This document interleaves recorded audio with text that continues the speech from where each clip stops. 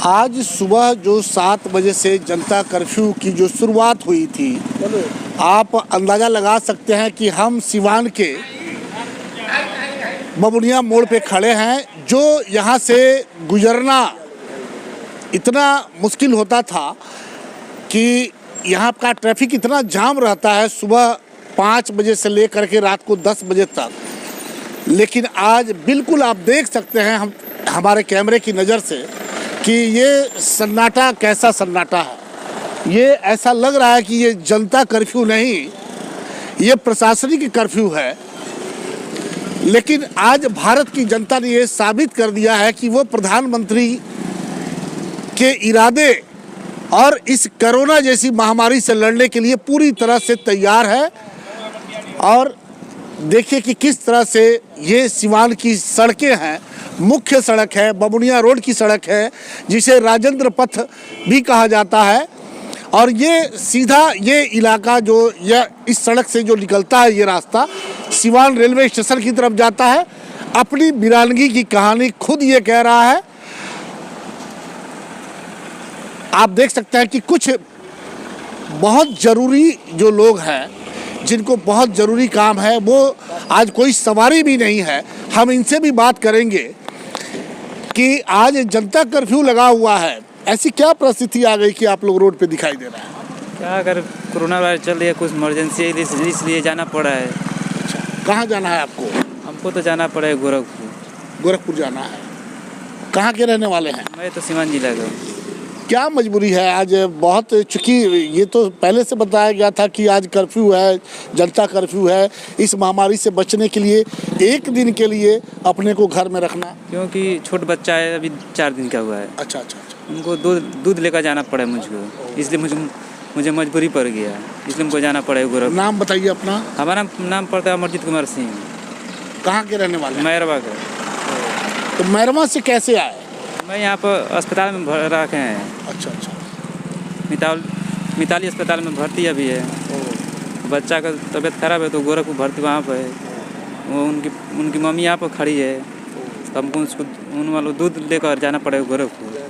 चलिए जाइए। ठीक है, जाइए। ये अभी 4 दिन का बच्चा है और बेचारे वो बच्चा गोरखपुर में एडमिट है और माँ जो है यहाँ सिवान किसी नर्सिंग होम में है। और माँ के कहा जाता है कि माँ का दूध सबसे उत्तम आहार होता है बच्चों का, और वो दूध लेकर के ये बहुत ज़रूरी काम है। और शायद प्रधानमंत्री ने ऐसे ही लोगों की मजबूरियों को समझते हुए उन्होंने कहा है कि जो बहुत ज़रूरी हो तब आप अपने घर से बाहर निकले, अन्यथा नहीं निकले। हमारे साथ यहाँ इस इलाके के जो पार्षद हैं वो हमारे साथ मौजूद हैं। सोनू सिंह जी, आप बताइए कि जनता कर्फ्यू कैसा दिखाया, कैसा असर पड़ा है पूरे सिवान में? देखिए, भगवान की एक विडंबना है कि देश में ऐसी आफत आई है और भारत इतना अच्छा तरीका से इससे लड़ रहा है। और प्रधानमंत्री मोदी जी ने यह आह्वान किया कि आप सभी लोग एक दिन अपने घर में रहें और जिससे कोरोना को हराया जाएगा। सभी लोगों ने पूर्ण रूप से सहयोग किया है और इसी तरह आने वाले दिनों में हम लोग सजग रहेंगे तो यहाँ से कोरोना भाग जाएगा और भारत कोरोना पर जीत जाएगा। हम लोग इसलिए अभी हैं यहाँ पे, हम लोग को भी नहीं रहना था, लेकिन इसलिए हम लोग हैं किसी को कोई ऐसी ज़रूरत हो जो किसी को मुहैया नहीं हो पाए और उसको अगर खाने की भी ज़रूरत हो तो हम लोग का घर यहीं पे है, उसको ऐसी व्यवस्था करेंगे ताकि वो खाने से वंचित ना हो। सोनू जी, आप पार्षद हैं और जिस तरह से प्रधानमंत्री ने कहा था कि ये एक रिहर्सल है और हमारे पास दवा इसकी अभी तक नहीं हो पाई है, लेकिन एहतियात बरतना ही इसकी सबसे बड़ी दवा है। तो आने वाले दिनों में अगर आज जैसे ये जनता कर्फ्यू एक दिन का कर्फ्यू है, लेकिन अगर 4 दिन के लिए अगर होता है तो क्या देश तैयार है इसके लिए? देखिए, लोग अपने आप को बचाने के लिए, अपने पेट के पोषने के लिए कहाँ कहाँ जाकर नहीं कमाते हैं। ये तो ज़िंदगी के सवाल है। अगर मोदी जी अगर कहें कि 10 दिन भी घर में रहना पड़े जिससे आपकी ज़िंदगी बच जाएगी, और वही एक तरीका है ताकि लोगों को हम लोग नहीं मिल सके, लोगों से संपर्क ना हो सके, तो जितना दिन भी ज़रूरत हो लोग अपने ज़िंदगी के लिए और देश की सलामती के लिए ऐसे ही घर में रहेंगे और कोरोना को हराएंगे। सोनू जी, एक अपील प्रधानमंत्री ने और किया था कि शाम को 5 बजे से लेकर के 5:15 बजे तक 15 मिनट के लिए आप अपने घर में रहते हुए, बाहर नहीं आना है, घर में रहते हुए घंटी बजाना है, थाली बजाना है, ताली बजाना है, किसी तरह से उन लोगों के लिए जो कोरोना जैसी महामारी से लड़ रहे हैं, जो स्वास्थ्य कर्मी हैं जो इस महामारी से लड़ रहे हैं, उनके अभिनंदन के लिए। तो आप क्या अपील करना चाहेंगे सीवान के लोगों से?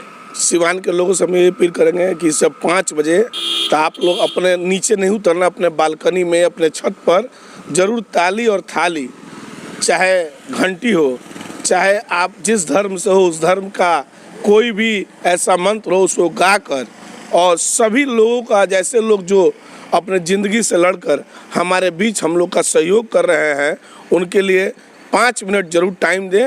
और सभी लोग एक बार देश के लिए और देश में जो काम करने वाले स्वास्थ्य कर्मी हैं, पुलिस वाले हैं, मीडिया कर्मी हैं, चाहे जो लोग अपने जान पर खेल कर काम कर रहे हैं, उनके लिए ज़रूर घर से 5 मिनट अपने बालकनी में ज़रूर आए।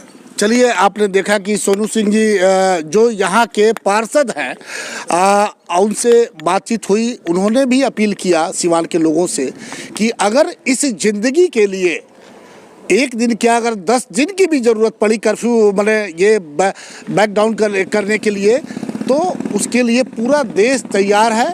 उन्होंने ये भी अपील किया कि शाम को 5 बजे अपने अपने घर के छतों पे रह के, बालकनी में रह के, जो जिस तरह से ताली और थाली बजा सकता है वो बजाएं। अगर आप कोई मंत्र के, आप जिस धर्म से हो, कुछ भी कहना, लेकिन वो आप अपने घर में ही रह के करेंगे और उन लोगों को धन्यवाद देंगे जो इस मुहिम में सुबह से लगे हुए हैं इस महामारी से लड़ने के लिए।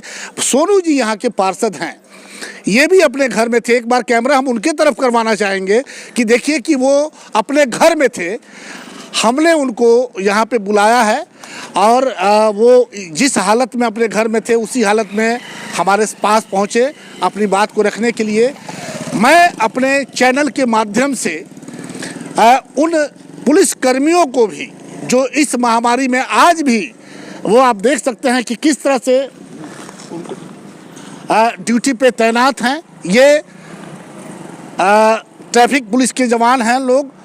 आज हालांकि ट्रैफिक की यहाँ कोई ज़रूरत नहीं है क्योंकि गाड़ियाँ ही नहीं हैं, इक्का दुक्का गाड़ियाँ जो बहुत इमरजेंसी है लोग निकले हुए हैं, अन्यथा एक भी गाड़ी बाहर नहीं निकल रही है। सड़कें वीरान हैं, सुनी हैं और सभी लोग जनता कर्फ्यू में प्रधानमंत्री के उस अपील पे उनके साथ हैं। हम इसी तरह आपको सीवान के हर उस हिस्से में ले चलेंगे और दिखाने का प्रयास करेंगे कि इस महामारी से बचने के लिए जनता कर्फ्यू का कितना असर है सीवान में।